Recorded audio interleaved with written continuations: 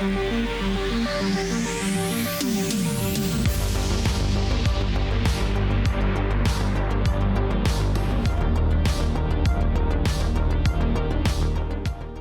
I'm going to talk about benchmarks as memes, and this is the meme that Opus came up with when I was asking it what I should put as the meme. And we are indeed going to talk about how benchmarks are just memes that shape the most powerful tool ever created.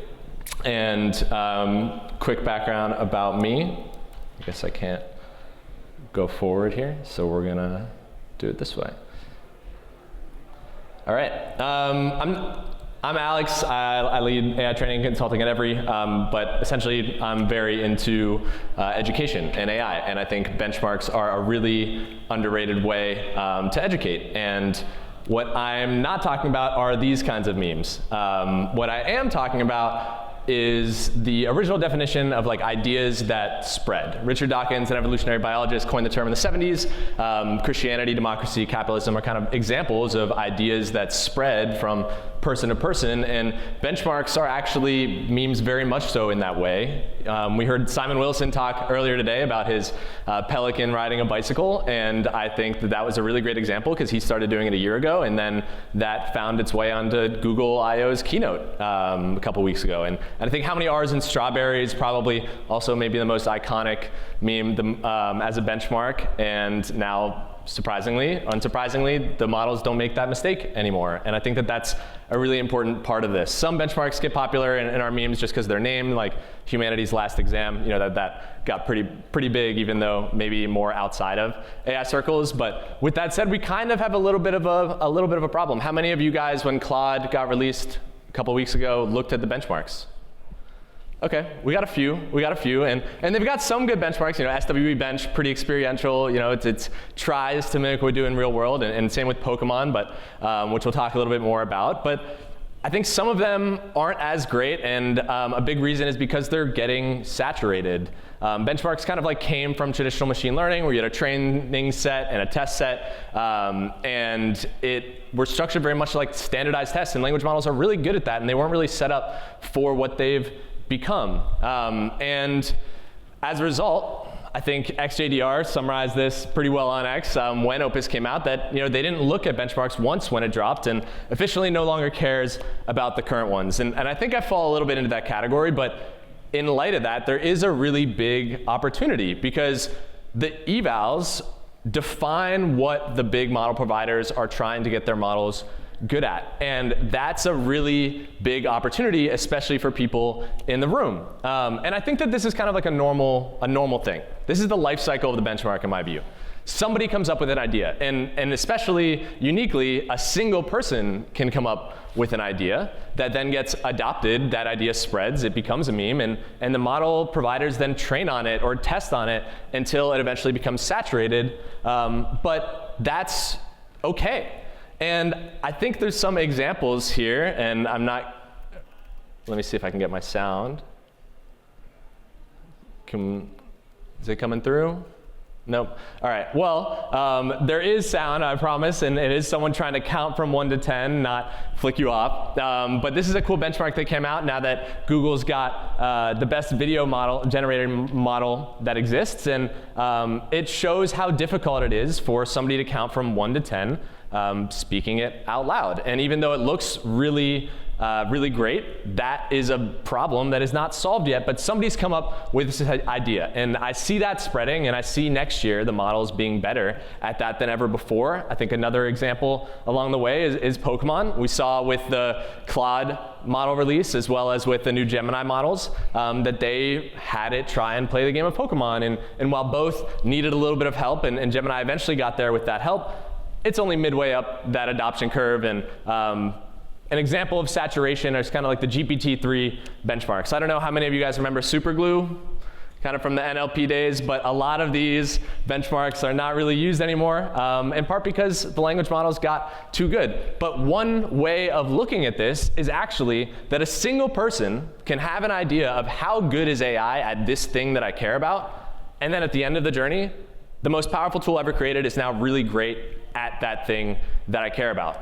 And so the point is that the people here, the people that get that, the people that can build benchmarks, are going to shape the future. And maybe the people watching online too, but somebody here is going to make a benchmark that the models are going to test on and train on in the next 5 years. And that's an incredible weight, that's an incredible power, but that also comes with some responsibility. It definitely can go wrong. I know Simon talked about this a little bit before, but we saw a few weeks ago where ChatGPT became very sycophantic. How many of you guys tracked that? We all learned about what that word meant a few weeks ago. But essentially, OpenAI released a new model that was benchmarked by thumbs up and thumbs down. And unsurprisingly, people thumbs up responses that agreed with them. So you ended up with a model that got rolled out to millions of people that agreed with them no matter how crazy or bad their idea was.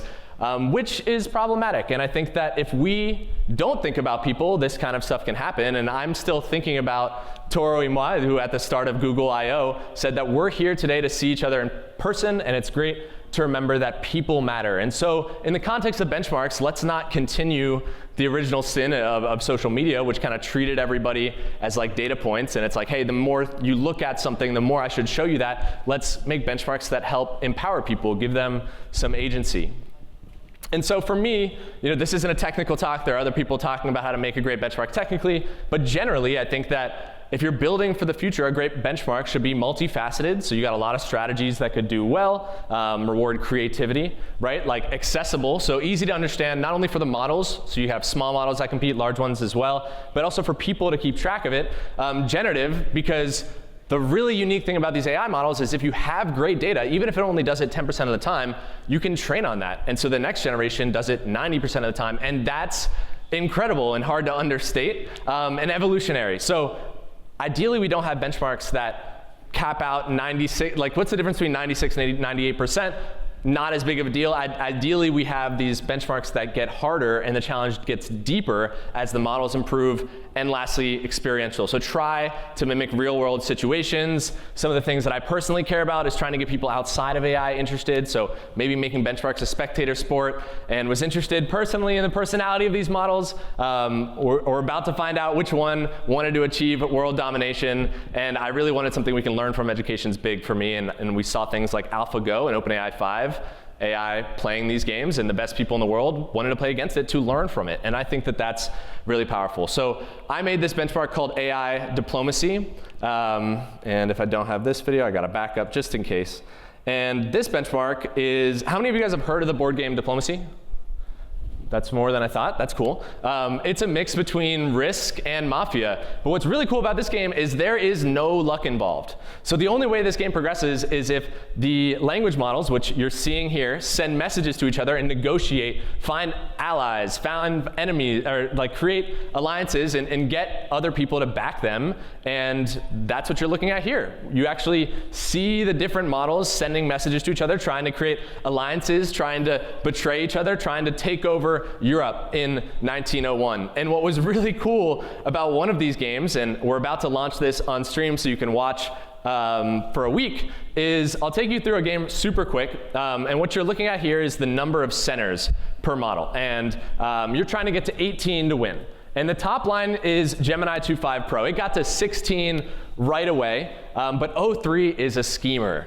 Man, is it a schemer. Across all the games, O3 is one of the only ones that would tell a power that it's planning to back them, and then in its diary write, oh man, they fell for it. I am totally going to take them over, no problem. And it realized that the reason why 2.5 Pro was pulling ahead was because Cloud Opus, who's so good-hearted, really had their back. They were their ally along the way. And they needed to convince Opus somehow to stop backing Gemini. So how they did it was propose, hey, if Gemini comes down, we'll propose a 4-way tie. We'll end this game with a tie, which is impossible in the game. But it convinced Opus, and Opus thought it was a great idea, non-violent way to end the game, awesome, very aligned, And so they pulled back their support from 2.5 Pro. O3 tried to make a run for it. Opus called them out. O3 realized, I got to take them out, took everybody else with them, and took out Gemini 2.5 Pro. Even though they got one away from winning, O3 ended up winning in the end. And you can actually see some of the quotes from that game. You can see O3 saying, Germany was deliberately misled. I promised to hold this, but all to convince them that they're safe, but it will fall. And then meanwhile, Cloud Opus singing that the coalition unity prevails, and they've agreed to this 4-way draw. But when, and then they don't want to let anybody be convinced. And so they actually turned away, and you can see that kind of in this second chart where this is like friendships. So the top of the line is friendships, and you can see that 2.5 Pro was a good friend of Claude's until it turned, and you can see that that's when they started kind of like pulling away. But what was really cool is that there were a lot of other things that came up. O3 got a habit of finding some of the weakest models and having them be their pawns in order to win. Gemini 2.5 Flash fell to this ruse, and you can see that they're unable to realize. They think it's a miscommunication, misunderstanding, or a typo that O3's betrayed them at the end of the game in order to win. And so there was a lot that we learned from this that I don't think that you really learn from by having them try and solve a test. I tried 18 different models, learned that Claude models were kind of naively optimistic. Actually, none of them ever won in any of the games that I tried, even though they're really great, really smart. But they just got took advantage of by models like O3, and also surprisingly, Llama 4 Maverick, very good at this game, in part because it was great at that social aspect. It was great at convincing others what they were trying to do. And kind of like get people to believe what they thought. Gemini 2.5 Flash, man, I wish I could run every game with Gemini 2.5 Flash. It was so cheap and so good. Big fan. And then surprisingly also, DeepSeek R1, which wasn't great the first time I tried the model, but when they had a new release last week, actually almost won. And in the stream, I think you'll see some really interesting gameplay with them. They also got very aggressive. We had DeepSeek R1 play as Russia, and it told some other opponents that, hey, your fleet's going to burn in the Black Sea tonight. Like an aggression and a prose, I guess, that I hadn't seen out of any other model. But it almost won, and that's super impressive given the model's 200 times cheaper than O3. I think that this highlights that we need more squishy, like non-static benchmarks for hopefully things that matter to you. Those are some of the things that mattered to me, and I think that math and code, we've got quite a few benchmarks for that. Legal documents, I think that they're a little bit less squishy and are really ripe for what we've got now, but there's also room for benchmarks around ethics and society and art, and that's going to be opinionated. It's going to require your subject matter expertise, and it's not to say that code can't be art, but maybe instead of asking for the minimum number of operations needed to remove all the cells, maybe it's like, hey, can you make a fun video game that's more intentional with what it teaches you as you play? And now is really important time to do this. Like, you guys who are here right now understand this so deeply, but at Every, we work, I lead our training and consulting, and I work with a bunch of clients, from journalists to people at hedge funds, to people in construction and tech, and they all have the same two fears, which is, one, how can I trust AI? And two, what's my role in AI future? And benchmarks, in my view, are really the answer to both. One, they realize that in my goal as a human, like in my view, the role of a human in an AI world is to define the goal and to define what's good and bad en route to that goal. And as what is that if not a benchmark? And once you do that, once you define that goal, then even if it's just defining a prompt, you can see AI try and attempt that. You can give feedback. You can realize, oh, it's messing up in this way, and it's not quite exactly what I want, because it's not going to be perfect. And then you give feedback. Maybe that's really just changing a prompt a little bit, and then you see it get better. And that moment, that cycle, that builds trust. They realize, oh, I am important to this whole system, but it can be helpful. And we need trust right now, because we are building one of, if not the most powerful tools ever made, and we can get more out of it if more people use it. There will be, more customers, sure, but there's also going to be a whole lot more incredible things that get made. And if you're not sure where to start, you can ask your mom. My mom teaches yoga, and we had a good talk about, what were some things that could help, and we, put those 7 questions into 5 different models, and, she ended up realizing, hey, Gemini 2.5 Pro is my favorite too. There was a few things that she didn't like from their responses, so we made a simple prompt, and now she uses that to help her local community have customized sessions for people that have different ailments, and I think that's really cool, having like a big impact in a local community in something that matters to them. So hopefully, before you guys leave SF, maybe talk to somebody who's not in AI, ask them what they care about, and just maybe that conversation has a big impact now and in the future. So That's pretty much all I got for you.